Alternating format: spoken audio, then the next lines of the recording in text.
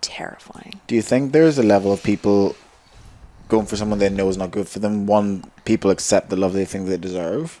Mm-hmm. But also, whenever you end up dating someone who you know isn't good for you, it actually gives you a sense of, I don't need to fully commit because I know there's going to be a sell-by date on this. Like, I know they're not great for me, so I can almost have one foot in, one foot out, and it's almost like a confirmation bias. So, Are you dubbing on yourself right now? no. No. This probably would have been me back in the day. Not so much now, but it's like... Yeah, no, for sure. But it would be like, it would be a version of you, them confirming their own bias about every relationship they're in, it never works out. Mm-hmm. Every time I try to get close to someone, it never works out. So by going and being with someone that they, whether consciously or subconsciously, know is not right for them, it's almost confirming they're already predetermined, their predetermined thoughts and where it would go in the end, if that makes sense. Absolutely. You know, like you said, you know, when you got into a secure relationship, you went, oh, fuck.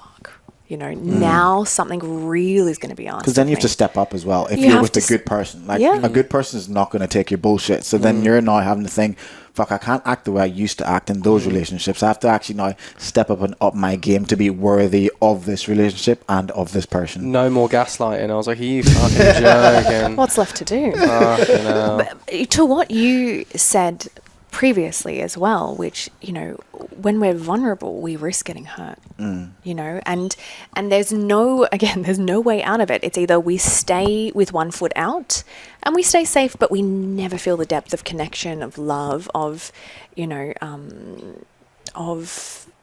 a human relationship can be, or we step in and we risk having our heart broken. We risk being hurt and being challenged, but on the flip side of that is bliss. Being seen, being loved in your messiness, in being able to consciously build something. It's like there's no way to that level of love that you want that's almost transcendent without that vulnerability. How do you get to that point? How can someone get to that point of becoming or allowing themselves to become vulnerable in their next relationship, if all they've ever known is heartbreak and anxiety and turmoil in their previous relationships? How does someone get to that point? Well, I was going to just add to that. I was going to say that Matthew Hussey had a video on this ages ago, and he was like, people who've been through that and have been in anxious situations, they don't know how to trust again. And it's like, it isn't about knowing whether you can trust someone again, because you probably can't. Someone will break your heart again. That will happen. But it's just trusting yourself enough that no matter what, you will get over it. And you'll be okay. And you'll be okay. And that's I've it. seen that. And that's the only way to do it. You can't ever know if someone's going to hurt you again. You can't ever going to know if you're going to fall out with someone. That is just life. That's the way it goes. But just know that you will always be okay. Absolutely. You'll always come out the other side. Absolutely. Because otherwise, you never get into a situation.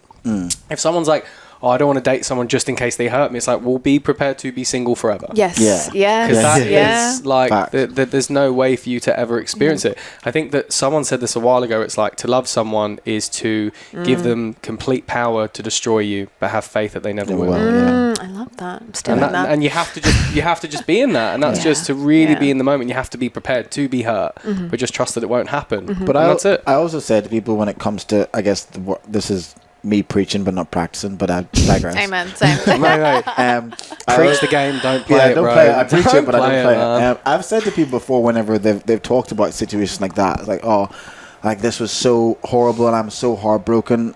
And then I always say to them, when was the last time you were heartbroken before that? They say maybe like 6 years ago. It's like, you made it through that though, didn't you? And you actually got to the point where you could trust again. But at that point in your life, you probably thought it was all over.